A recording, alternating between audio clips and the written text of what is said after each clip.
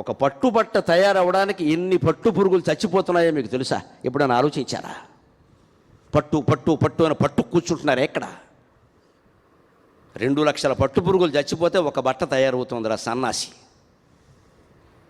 నేను పట్టుబట్ట కాదు, ఏ బట్ట కట్టుకోకుండా గోచిపెట్టు కూర్చున్నాను ఇక్కడ. నువ్వు నాకు పట్టుబట్టలు పట్టుకొస్తావు. పైగా నేను స్వయంగా నేసా. ఈ స్వయంగా అనేది పోవడమే జ్ఞానం. అంటే ఎవరో నేస్తే మనకి సరిపోదు. ఇక్కడ నేను బాగా ఉంది. ఇంక నీకు రమణ మహర్షి ఎందుకు పని లేక? ఈయన విరమణ మహర్షి, దాని నుంచి విరమణ. ఒక పట్టుబట్ట కట్టుకుంటున్నామంటే 2 లక్షల పురుగులను చంపాం మనం ఇక్కడ. మనం ఎలా ఆలోచిస్తామంటే మనం ఒక్కళ్ళం మానేస్తే ఆగుతుంది ఏమిటి? అంటే 140 కోట్ల మంది ఒక తీర్మానం చేసుకోవాలా పార్లమెంట్లో పట్టుబట్టలు కట్టద్దని. అంతవరకు మనం మానలేమా? ఇది మన ఆలోచనకు సంబంధించిన విషయం.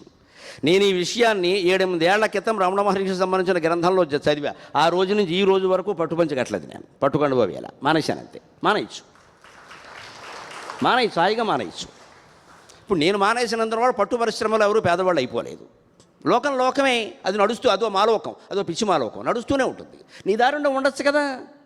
మనకు అలా ఉండడం ఇష్టం లేక ఏం చేస్తామంటే మాత్రం అందరూ ఉండాలిగా అంటే నీకు కూడా ఉండడం ఇష్టం లేదు. చెప్పరాదా? మురిక్కాలంలో ఈత కొట్టాలని ఉంది నీకు గంగానే చూపించినా అర్థం కావట్లా. మనకు ఆ మురిక్కాలవే బాగుంది. అందుకని మనం తప్పించుకుందుకు ఏమంటామంటే అందరూ ఉండరు కదా. అందరూ ఉండడం కూడా నీకెందుకయ్యా? నువ్వు ఉండొచ్చు కదా. మనం అలా అనమంటే అంటే మనకి ఏదో చేయాలని ఉంది ఇక్కడ, తప్పైనా సరే దాన్ని అందరూ చేయడంతో సమర్థించుకుంటాం మనం. లోకమంతా అలాగే ఉంది కదా, లోకమంతా అలా లేదు. లేని వాళ్ళు కూడా చాలామంది ఉన్నారు. అధర్మాత్ములనే మనం ఉదాహరణగా ఎందుకు తీసుకోవాలి? ధర్మాత్ములు బోల్డు మంది ఉంటే.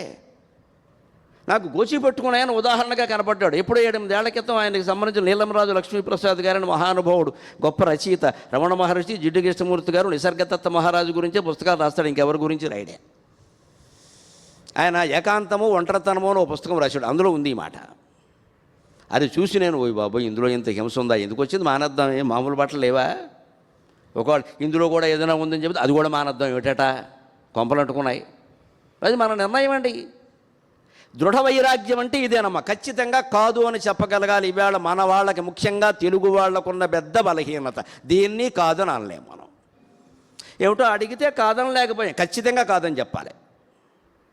మన వల్ల కాని పనులు మన నెత్తి మీద పెట్టుకోకూడదు. ఉపకారమైనా సరే, ఇక అపకారం సంగతి చెప్పక్కల.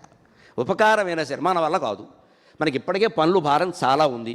ఇంట్లో పని, ఉద్యోగం పని, ఇంకెంతమందికి ఎన్ని చేస్తామండి? మనం మంచి పుస్తకం చదువుకోవాలా, జ్ఞానం పొందాలా, ఇంకా పెంచుకుంటూ ఉంటాం ఊరికే.